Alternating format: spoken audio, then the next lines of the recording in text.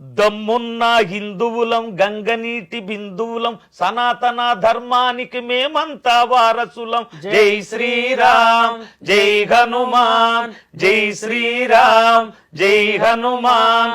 దమ్మున్న హిందువులం గంగనీటి బిందువులం సనాతన ధర్మానికి మేమంతా వారసులం. జై శ్రీరామ్ జై హనుమాన్ జై శ్రీరామ్ జై హనుమాన్. హనుమంతుని కాషాయ జెండాను ఇంటి పైన ఎగరేసి చెబుతున్నాం మేమంతా హిందువులం. దమ్మున్నా దమ్మున్నా హిందువులు. ఇట్లా పల్లవి చెప్పాం మేడం. ఇక కొంతమంది మనవాళ్ళలో హిందువులు ఎర్రోళ్ళు అంటారు, రాళ్లకు మొక్కుతారు, చెట్లకు మొక్కుతారు, వీళ్ళకి పని పాట లేదని విమర్శించే వాళ్ళు ఉన్నారు. వాళ్ళకి చెప్పాలి దాని విలువని.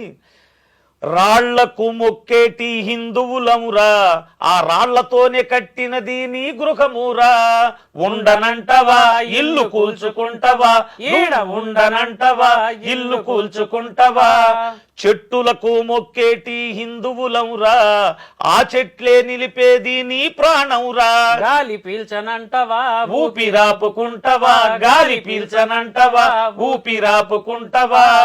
మేమెవ్వరి జోలికి వెళ్ళనే వెళ్ళము, మా జోలికొచ్చారో అసలు వదిలిపెట్టము.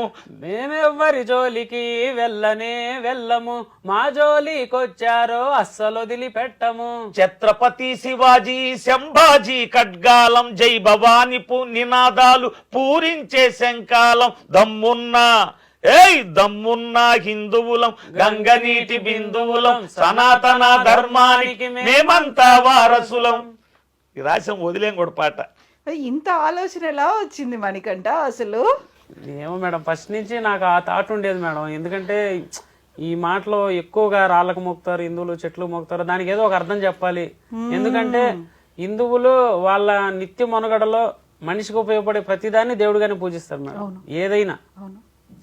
అలాగ ఒక అర్థం చెప్పాలనిపించి రెండో చరణంలో కూడా భూమికి మొక్కేటి హిందువులవురా, ఈ భూదేవే మోస్తున్నది నీ భారమురా, కాలు కదపనంటవా అడుగు వేయనంటవా, నీళ్లకు మొక్కేటి హిందువులవురా, ఆ నీళ్లు లేని నీ దేహం పీనుగేనురా, ముట్టనంటవా నీళ్లు త్రాగనంటవా.